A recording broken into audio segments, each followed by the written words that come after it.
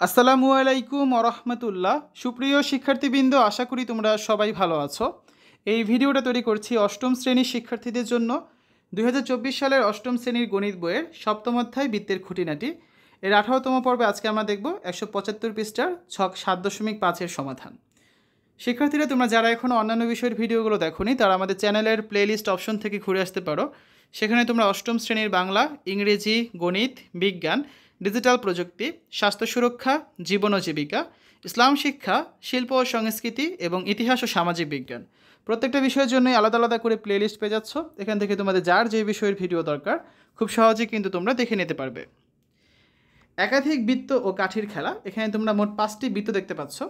পাশের ছবিটি অতি পরিচিত একটি লোগো। তোমরা কি বলতে পারবে লোগোটি দ্বারা আমরা কি বুঝতে পারি? পেন্সিল কম্পাস ব্যবহার করে একাধিক বৃত্ত কীভাবে শৃঙ্খলিত করা যাবে কি সহপাঠীর সঙ্গে আলাপ করে আলোচনা করে খাতায় আঁকার চেষ্টা করো। ধরো তোমাকে ভিন্ন ব্যাসার্ধে দুটি বৃত্তাকার রিং বা চুড়ি দেওয়া হলো। রিং বা চুড়ি দুটিকে খাতার উপর রেখে বৃত্ত আঁকতে হবে।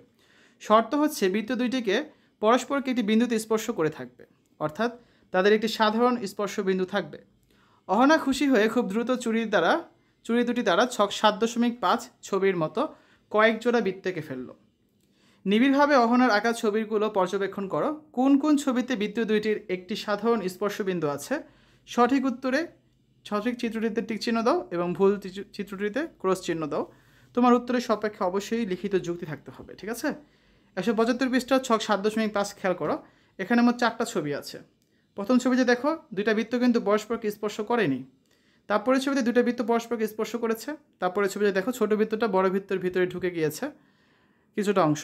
আর 4 নম্বর ছবিতে ছোট বৃত্তটা স্পর্শ করেছে কিন্তু পুরোটাই বড় বৃত্তের ভিতরে অবস্থান করছে, ঠিক আছে? 4টা ছবি কিন্তু 4 রকম। এখন কোনটা সঠিক কোনটা ভুল সেগুলো তোমাকে টিক বা ক্রসের মাধ্যমে কিন্তু বোঝাতে হবে এবং এই ঘরে তোমার যুক্তিটা উপস্থাপন করতে হবে। তো আসো আমরা অ্যান্সারটা দেখে নিই। সমাধান টিক চিহ্ন এবং ক্রস চিহ্ন দিয়ে 7.5 ছকটি পূরণ করা হলো। এটা পাঠ্য বইয়ের 175 পৃষ্ঠার সমাধান। দেখো প্রথমে ক নাম্বার যেটা আছে এটা হচ্ছে একটা ভুল চিত্র। কেন? কারণ এখানে বৃত্ত দুইটির কোনো সাধারণ স্পর্শবিন্দু নেই। যেহেতু দুইটা বৃত্ত পরস্পরকে ছেদ করেনি, ছেদ না করলে সাধারণ স্পর্শবিন্দু কোত্থেকে আসবে? দুইটা বৃত্তর মাঝখানে কিন্তু একটা পার্থক্য রয়েছে, ঠিক আছে? আসলে খ নাম্বার চিত্রে দেখি। খ নাম্বার চিত্রে হবে টিক চিহ্ন, কারণ এখানে বৃত্ত দুইটির একটি সাধারণ স্পর্শবিন্দু রয়েছে। সাধারণ স্পর্শবিন্দু কোনটা? এই যে দুইটা বৃত্ত যেখানে ছেদ করেছে, এই যে ছেদ পয়েন্টটা, এই পয়েন্টটা হচ্ছে তোমাদের দুইটা বৃত্তের সাধারণ স্পর্শবিন্দু। এবার আসো গ নাম্বার ছবিটা দেখি। গ নাম্বার চিত্রে দেখো এই যে হচ্ছে একটা বৃত্ত আর এই হচ্ছে আরেকটা বৃত্ত। একটা বৃত্তের ভিতরে আরেকটা বৃত্তের কিছু অংশ ঢুকে গিয়েছে, এটা হবে ক্রস। এটা ক্রস কেন হবে? এটা একটা ভুল, কারণ বৃত্ত দুইটির এক্ষেত্রে কোনো সাধারণ স্পর্শবিন্দু কিন্তু নেই। এখানে দেখো বৃত্তটা হচ্ছে তোমাকে এই জায়গাও ছেদ করেছে, এই জায়গাও ছেদ করেছে, অর্থাৎ সাধারণ কোনো স্পর্শবিন্দু কিন্তু নেই। ঘ নাম্বার চিত্রে যদি আমরা খেয়াল করি, এই যে বড় বৃত্তের ভিতরে ছোট বৃত্তটা অবস্থান করছে, কিন্তু ছোট বৃত্তটা হচ্ছে বড় বৃত্তের একটা পয়েন্টে ছেদ করেছে। তাহলে এখানে আমরা টিক চিহ্ন দেব, অর্থাৎ এখানে বৃত্ত দুইটির একটি সাধারণ স্পর্শবিন্দু কিন্তু রয়েছে, ঠিক আছে? তো আমরা ছকটা পূরণ করে ফেললাম। এবার পাশের চিত্র দুটি লক্ষ্য করো। চিত্র ক এবং চিত্র খ উভয়ের স্পর্শবিন্দু কিন্তু একই। এই যে চিত্র ক আর চিত্র খ দুটোর স্পর্শবিন্দু হচ্ছে এই যে এম পয়েন্ট যেটা, সেটা, ঠিক আছে? ছবি দুটো কিন্তু ভিন্ন। তাছাড়া স্পর্শবিন্দু ও উভয়ের কেন্দ্রদ্বয় একই সরলরেখা কিন্তু অবস্থিত। এই যে ও হচ্ছে একটা বৃত্তের কেন্দ্র, ও প্রাইম হচ্ছে আরেকটা বৃত্তের কেন্দ্র, দুটো একই সরলরেখা অবস্থিত। এখানেও দেখো এই বড় বৃত্তের কেন্দ্র হচ্ছে ও আর ছোট বৃত্তটা কেন্দ্র হচ্ছে ও প্রাইম। এখানেও কিন্তু দুইটা বৃত্তের কেন্দ্র একই সরলরেখা অবস্থিত। এখন মাথা খাটিয়ে বলো তো, চিত্র কয়ে বৃত্ত দুইটির কেন্দ্রদ্বয়ের মধ্যবর্তী দূরত্ব বৃত্তদ্বয়ের ব্যাসার্ধের কী হবে? ব্যাসার্ধের কার সমান লিখতে হবে, বা এখানে খালি ঘর তোমাদের পূরণ করতে হবে, হচ্ছে বড় কথা। এবং চিত্র ক্ষয়ে বৃত্ত দুইটি কেন্দ্রদ্বয়ের মধ্যবর্তী দূরত্ব বৃত্তদ্বয়ের ব্যাসার্ধের ড্যাশ সমান, এই খালি ঘরটা পূরণ করতে হবে। আর তোমরা তো ইতিমধ্যে জেনেছো সাধারণ স্পর্শ সম্পর্কে। এবার তোমাদের বলতে হবে চিত্র দুটির কোনটিতে কোন ধরনের সাধারণ স্পর্শক রয়েছে। অবশ্যই তোমার উত্তরের সপক্ষে যুক্তি দিতে হবে। তো শিক্ষার্থীরা, এখন হচ্ছে আমরা 175 পৃষ্ঠার এই কাজটার সমাধান করব, ঠিক আছে? দেখো আমাদের যে ছবি দুটো দেওয়া ছিল, আমরা এখানে ছবি দুটো আঁকলাম। এটা হচ্ছে আমাদের চিত্র ক আর এর পরেরটা হচ্ছে চিত্র খ। এখান থেকে আমরা কি বলতে পারি?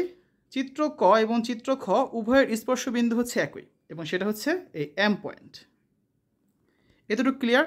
তাছাড়া স্পর্শবিন্দু এবং উভয়ের কেন্দ্রদ্বয় একই সরলরেখা অবস্থিত। চিত্র কয়ে বৃত্ত দুটি কেন্দ্রদ্বয়ের মধ্যবর্তী দূরত্ব বৃত্তদ্বয়ের ব্যাসার্ধের যোগফলের সমান হবে, ঠিক আছে?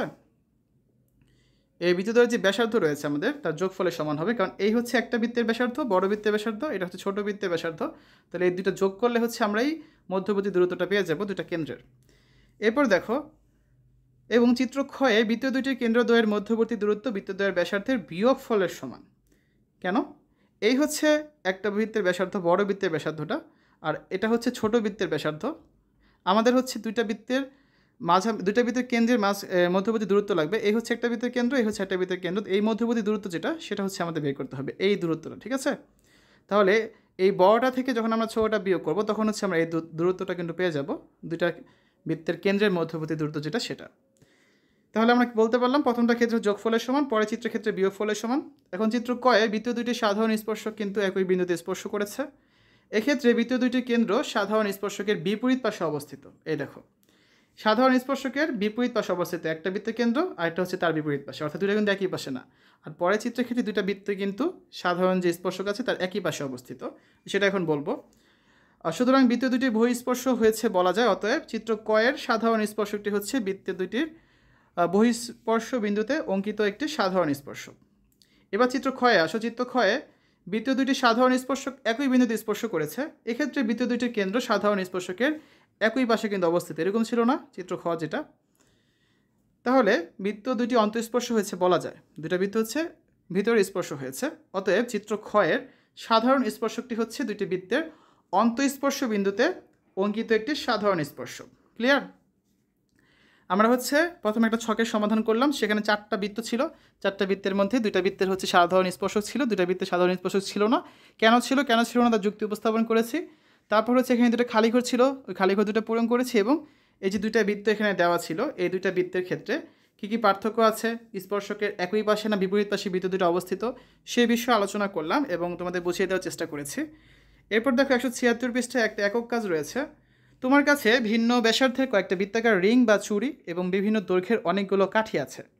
বৃত্তাকার রিং বা চুড়ি ব্যবহার করে তিনটি মডেল এমনভাবে তৈরি করো যেন চুড়ি দুটি প্রথমটিতে পরস্পরকে বহিস্থভাবে, দ্বিতীয়টিতে অন্তস্থভাবে স্পর্শ করে এবং তৃতীয়টিতে স্পর্শ না করে।